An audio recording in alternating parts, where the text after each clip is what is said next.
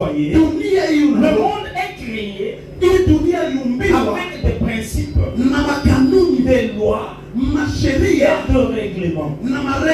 Si ces trois choses, on n'arrive pas à les maîtriser, nous serons toujours perdants.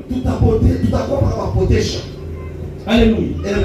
Mais dans une entreprise, quand l'entreprise est créée, il y a une vision pour cette entreprise. Et dans cette entreprise, il y aura des lois, il y aura des règlements, il y aura aussi des principes. Et tout travailleur qui doit y travailler est obligé de respecter. La même chose avec notre Dieu. Quand il nous a créés, il avait une vision. Et à part la vision, loi, le règlement et le principe, afin que l'homme arrive à l'objectif ou à la vision de sa création. Mais si l'homme n'arrive pas à atteindre l'objectif, c'est-à-dire il a perdu. Agite un exemple.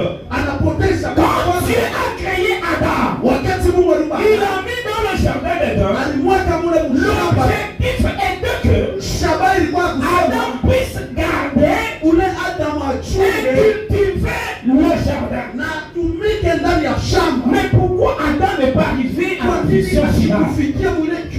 Parce qu'il est parti en dehors de loi, des principes et de règlements. Alléluia. Ne vous réveillez pas comme ça. Et je commence à se déambuler comme ça. Non. Toute personne quand il se réveille, il planifie la journée. Et vous allez voir, si vous respectez bien ce que vous avez planifié, vous irez de succès en succès et de gloire en gloire. Alléluia. Alléluia. Que l'Éternel bénisse sa parole. Il est dans la pensée de Dieu. Il était que l'homme soit créé pour qu'il domine sur toute la terre. Donc il assujettisse toutes choses. Mais l'homme n'est pas arrivé à cause de quoi? L'église. Alléluia, Kanisa. Amen. Vous vivez en anglais. On peut prêcher en anglais. Parce qu'apparemment, vous chiquez le français dans Swahili. C'est comme si vous n'écoutez pas le français. Mais nous devons nous poser la question chaque jour. Moi, je suis sur cette terre. Et telle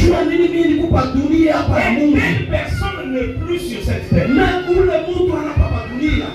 Pourquoi moi je suis appelé chrétien et telle personne n'est pas chrétien?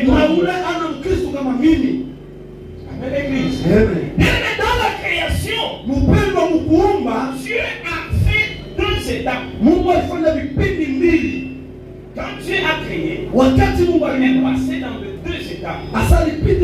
Première étape, c'était la création. Or, la création, c'est la dimension spirituelle. C'est pourquoi Genèse 1, verset 7. La Bible dit qu'il créait l'homme et la femme.